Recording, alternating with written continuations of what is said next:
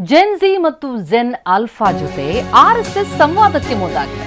ಇವತ್ತು ಆರ್ಎಸ್ಎಸ್ ಮುಖ್ಯಸ್ಥ ಮೋಹನ್ ಭಾಗವತ್ ಸಂವಾದ. ನೀತಾ ಅಂಬಾನಿ ಕಲ್ಚರಲ್ ಸೆಂಟರ್ನಲ್ಲಿ ಒಂದು ಕಾರ್ಯಕ್ರಮ ಆಯೋಜನೆಯಾಗಿದೆ.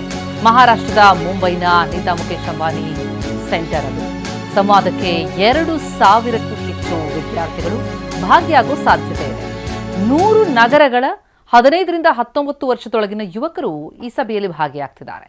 ಭಾರತದ ಅಂತಾರಾಷ್ಟ್ರೀಯ ಏಕೀಕರಣ ರಾಷ್ಟ್ರಗಳ ಚಳವಳಿ ಅದು. 15ನೇ ವಾರ್ಷಿಕೋತ್ಸವದ ಅಂಗವಾಗಿ ಈ ಕಾರ್ಯಕ್ರಮ. ಭಾರತದ ಅಂತಾರಾಷ್ಟ್ರೀಯ ಏಕೀಕರಣ ರಾಷ್ಟ್ರಗಳ ಚಳವಳಿಯ 15ನೇ ವಾರ್ಷಿಕೋತ್ಸವದ ಅಂಗವಾಗಿ ಮಹಾರಾಷ್ಟ್ರದ ಮುಂಬೈನ ನೀತಾ ಅಂಬಾನಿ ಸೆಂಟರ್ನಲ್ಲಿ ಆಯೋಜನೆಗೊಂಡಿರುವಂತಹ ಈ ಸಂವಾದದಲ್ಲಿ ಆರ್ಎಸ್ಎಸ್ ಮುಖ್ಯಸ್ಥ Mohan Bhagwat gen z gen alpha ವಿದ್ಯಾರ್ಥಿಗಳೊಂದಿಗೆ 15ರಿಂದ 19 ವರ್ಷದೊಳಗಿನ ಯುವಕರೊಂದಿಗೆ ಮಾತುಕತೆ ಸಂವಾದಕ್ಕೆ ಮುಂದಾಗ್ತಾ ಇದ್ದಾರೆ.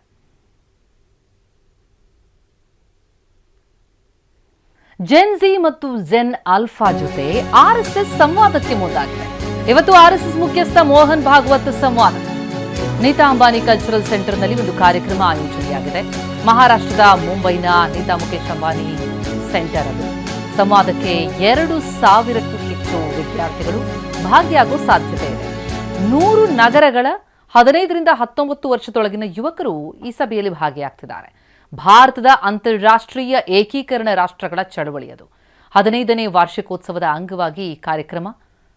ಭಾರತದ ಅಂತಾರಾಷ್ಟ್ರೀಯ ಏಕೀಕರಣ ರಾಷ್ಟ್ರಗಳ ಚಳವಳಿಯ 15ನೇ ವಾರ್ಷಿಕೋತ್ಸವದ ಅಂಗವಾಗಿ ಮಹಾರಾಷ್ಟ್ರದ ಮುಂಬೈನ ನೀತಾ ಅಂಬಾನಿ ಸೆಂಟರ್ನಲ್ಲಿ ಆಯೋಜನೆಗೊಂಡಿರುವಂತಹ ಈ ಸಂವಾದದಲ್ಲಿ ಆರ್ಎಸ್ಎಸ್ ಮುಖ್ಯಸ್ಥ Mohan Bhagwat gen z gen alpha ವಿದ್ಯಾರ್ಥಿಗಳೊಂದಿಗೆ 15ರಿಂದ 19 ವರ್ಷದೊಳಗಿನ ಯುವಕರೊಂದಿಗೆ ಮಾತುಕತೆ ಸಂವಾದಕ್ಕೆ ಮುಂದಾಗ್ತಾ ಇದ್ದಾರೆ.